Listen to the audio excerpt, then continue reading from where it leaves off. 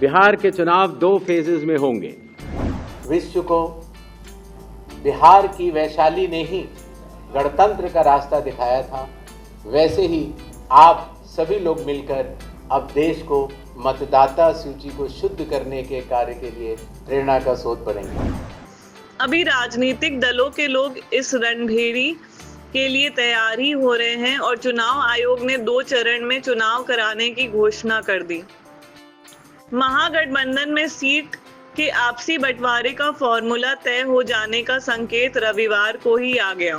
इस फॉर्मूला के अनुसार 2 प्रमुख दल राजद और कांग्रेस अपनी दावेदारी कुछ कम सीटों पर रखने के लिए तैयार हो गए हैं।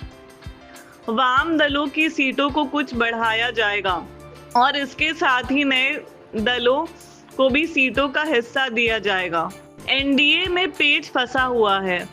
भारतीय जनता पार्टी और जनता दल यूनाइटेड के बीच में अभी अन्य दलों को ज्यादा संख्या देने के सवाल पर मतभेद बना हुआ है। इधर चिराग पासवान, जितिन राम मांझी और कैप्टन निषाद बढ़ा चढ़ाकर हिस्सा मांग रहे हैं। हालांकि दोनों पक्ष ने 1 साल पहले से ताल ठोक रखी है। ताल ठोकने की बात कहें तो प्रशांत किशोर इस चुनाव को लेकर पिछले वर्षों से लगातार बड़ी बड़ी बातें कहते आ रहे हैं। प्रशांत की पार्टी जन सुराज पार्टी के खेमे में टिकट चाहने वाले लोगों की बाढ़ लग गई है। जन सुराज पार्टी का इस अर्थ में हाथ ऊपर है कि वह बिहार के सभी 243 सीट पर अपने उम्मीदवार उतार सकेंगे। बिहार के चुनाव को लेकर अब तक चुनाव पूर्व जो भी सर्वेक्षण या अनुमान लगाए गए हैं, उन सब में इस बात को लेकर खुद संशय बना हुआ है।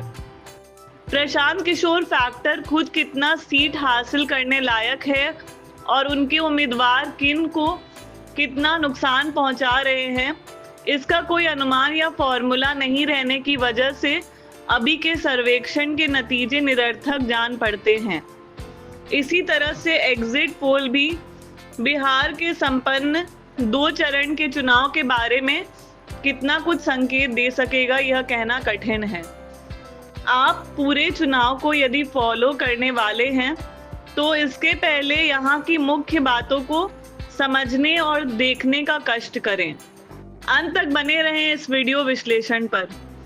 यह जरूर है कि बिहार में ऐसे मतदाता की संख्या बढ़ रही है जो दोनों पक्ष से निराश हैं और उनका आकर्षण नए या तीसरे उभर की तरफ हो सकता है। इलेक्शन कमीशन ने बताया है कि इस चुनाव में 7 करोड़ 42 लाख मतदाता हैं। बिहार भर में 90,700 बूथ पर मतदान होगा और किसी भी बूथ पर 1200 से ज्यादा मतदाताओं की लिस्ट नहीं होगी। कई बूथ ऐसे होंगे जो केवल महिलाओं द्वारा संचालित होंगे। पहले चरण में चंपारण के ठीक नीचे गोपालगंज से लेकर मुजफ्फरपुर तक, सहरसा, सुपौल, मुंगेर से लेकर पटना तक और वैशाली से भोजपुर तक के जिलों में चुनाव कराए जाएंगे। दूसरे चरण में 20 जिलों में चुनाव होगा। यह बाहर के जिले हैं। इनके बॉर्डर अन्य राज्यों से या नेपाल से मिलते हैं। दूसरे चरण में चंपारण, सीतामढ़ी से लेकर अररिया, पूर्णिया और मुंगेर, भागलपुर से होते हुए दक्षिण के जिले गया में चुनाव करवाए जाएंगे। उत्तर बिहार के बाहर के जिले, पूर्व के जिले और दक्षिण के बाहर के जिले दूसरे चरण के लिए रखे जा रहे हैं। पहले चरण के 121 सीट और दूसरे चरण के 122 सीट को मिलाकर 243 सीट का चुनाव 2 चरण में ही पूरा कर लिया जाएगा। बिहार के चुनाव 2 फेजेस में होंगे। पहले फेज के डेट गैजेट नोटिफिकेशन 10 तारीख को आएगा, दूसरे का 13 को। Last date of making nominations पहले फेज की 17 को होगी, दूसरे की 20 को। स्क्रूटनी 18 और 21। विड्रॉल की आखिरी तारीख 20 अक्टूबर और 23 अक्टूबर और date of poll 6 November Thursday और दूसरा 11 नवंबर ट्यूसडे। काउंटिंग 14 नवंबर को होगी और पूरी चुनावी प्रक्रिया 16 नवंबर तक समाप्त। इस तरह बिहार विधानसभा चुनाव की शुरुआत सभी महत्वपूर्ण पूजा त्योहारों के बीत जाने के 10वें दिन से होगी। छठ पूजा का अंतिम अर्घ देने के ठीक 10वें दिन पहले चरण का चुनाव है। छठ के लिए बिहार आए अप्रवासियों को पहले चरण का वोट देने के लिए छठ के बाद 10 दिन रुकना होगा। इसके ठीक 5वें दिन दूसरे चरण का चुनाव होगा। चुनाव बीतते ही दिन पूरा होने तक 14 नवंबर को चुनाव परिणाम आ जाएगा। देखते रहिए विमर्श न्यूज। बिहार के आने वाले इस चुनाव में जो चुनाव आयोग ने नई पहलें की हैं, जो कि अब देश भर में भी लागू होंगी, उनके बारे में हम आपको बतला सकें। बिहार में 243 जनरल कॉन्स्टिट्यूएंसीज हैं, ST 2, ST 38। नेक्स्ट, बिहार के विधानसभा की कालावधि 22 नवंबर तक समाप्त हो रही है और उसके पहले ही चुनाव संपन्न होंगे।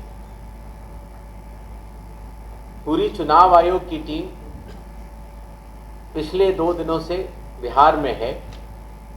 हालांकि इसके पहले भी हमारे वरिष्ठ अधिकारी पूरे बिहार का दौरा कर चुके हैं। आने के बाद सबसे पहले चुनाव आयोग ने बिहार की सभी मान्यता प्राप्त राजनीतिक दलों के साथ बैठक की और अब हम आखिरी चरण में हैं। जो सब कुछ हुआ उसका ब्यौरा आपको देकर फिर हम लोग वापस दिल्ली प्रस्थान करेंगे। नेक्स्ट, बिहार से शुरू होने वाली कुछ पहलों में सबसे पहले परिशीलन, ट्रेनिंग। बूथ लेवल एजेंट्स की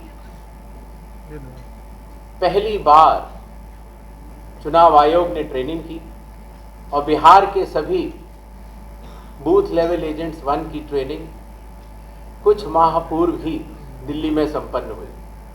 साथ ही साथ बूथ लेवल ऑफिसर्स की भी ट्रिपल आईडीएम में ट्रेनिंग हुई और अभी तक देश भर के लगभग 700 बूथ लेवल ऑफिसर्स और सुपरवाइजर्स की ट्रेनिंग पूरी की जा चुकी है। साधारण तौर से पुलिस ऑफिसर्स की ट्रेनिंग जिला या स्टेट में ही होती थी, लेकिन इस बार एक मानक के तौर पर उसको दिल्ली में भी ट्रेनिंग शुरू की गई। मतदाता सूची, इसमें सबसे बड़ी पहल रही विशेष गहन परीक्षण अर्थात स्पेशल इंटेंसिव रिवीजन। ये कार्य 24 जून 2025 से शुरू हुआ और कालावधि पूर्ण होने से पहले ही समयबद्ध तरीके से सभी मतदाताओं के सहयोग के साथ समाप्त हुआ। जो बूथ लेवल ऑफिसर्स, निर्वाचक पंजीयक अधिकारी जो इतनी मेहनत के साथ ये कार्य करते हैं, उनके मानसिक मोटिवेशन के लिए उनका रिन्यूमरेशन भी बढ़ाया गया।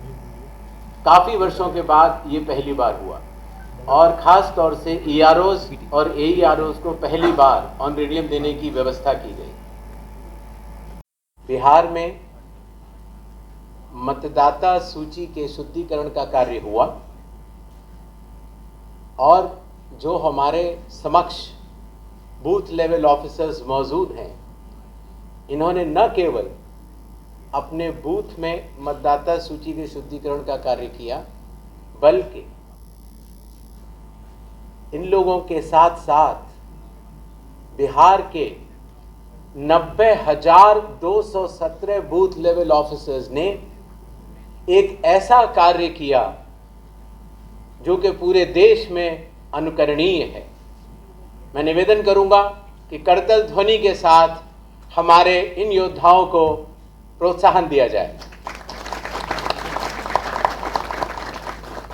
आप लोगों का बहुत बहुत धन्यवाद, क्योंकि आप लोग न केवल अपने बूथ में मतदाताओं के साथ काम करते हुए आपने न केवल मतदाता सूची को शुद्ध किया है, बल्कि पूरे देश में जो बाकी बूथ लेवल ऑफिसर्स जब इस कार्य को करेंगे तो उनको आपसे बहुत बहुत प्रेरणा मिलेगी।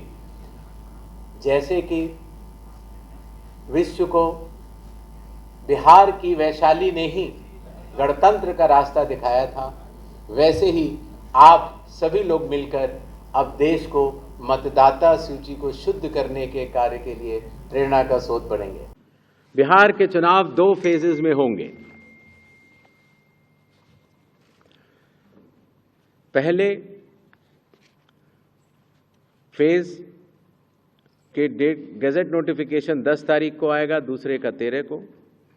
Last date of making nominations पहले फेज की 17 को होगी, दूसरे की 20 को। स्क्रूटनी 18 और 21। विड्रॉल की आखिरी तारीख 20 अक्टूबर और 23 अक्टूबर। और date of poll 6 November Thursday और दूसरा 11 नवंबर ट्यूसडे। काउंटिंग 14 नवंबर को होगी और पूरी चुनावी प्रक्रिया 16 नवंबर तक समाप्त